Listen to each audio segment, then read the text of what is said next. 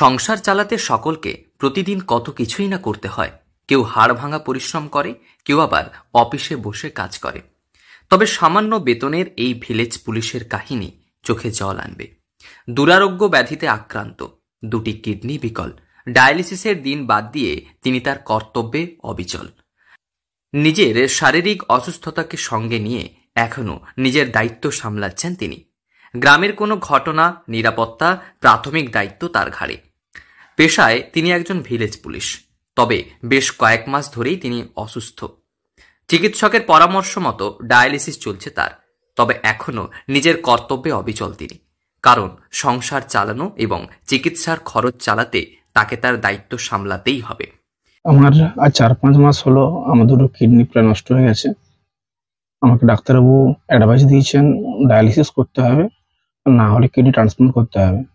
আমি বর্তমানে তমলুকের মাস ক্লিনিকে ডায়ালিসিস নিচ্ছি সপ্তাহে 3 দিন। তাতেও আমি প্রায় বমি, বিভিন্ন রকমের আক্রান্ত হয়েছি। এর উপরে আমি আমার ডিউটি, আমি পিংলা থানার কর্তব্যরত ভিলেজ পুলিশ, আমি আমার ডিউটি করে যাচ্ছি। যখন যেদিন আমার ডায়ালিসিস থাকে আমি বড়বাবুকে বলে ছুটি নিয়ে যাই।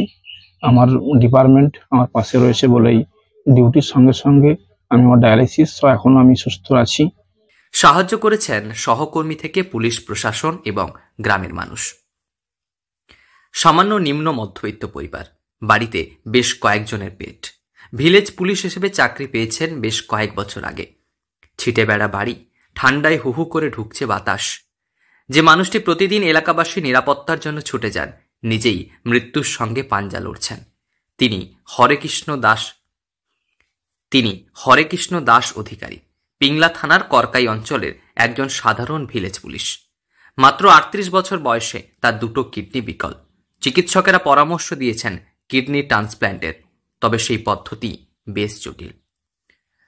অত্যন্ত দরিদ্র পরিবার, ঘরে রয়েছে বৃদ্ধ মা বাবা, স্ত্রী আর দুটো ছোট্ট ছোট্ট মেয়ে সন্তান। সংসারে বড় ছেলে হওয়ার কারণে কাঁধে যেন দুনিয়ার ভার। প্রতিদিনের ডিউটি করছেন করকাই এলাকায়। শরীর আর কতটা সয়?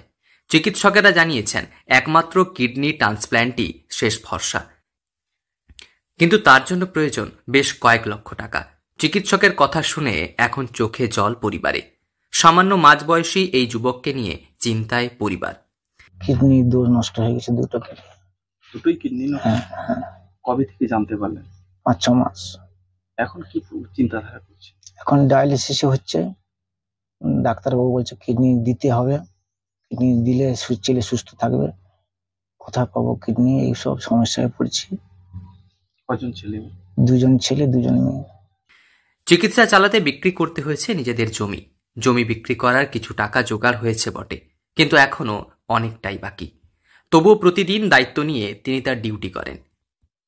ধীরে ধীরে শরীর যেন তার ভেঙে পড়ছে, ক্রমশ এগিয়ে চলেছে এই মৃত্যুর মুখোমুখিতে।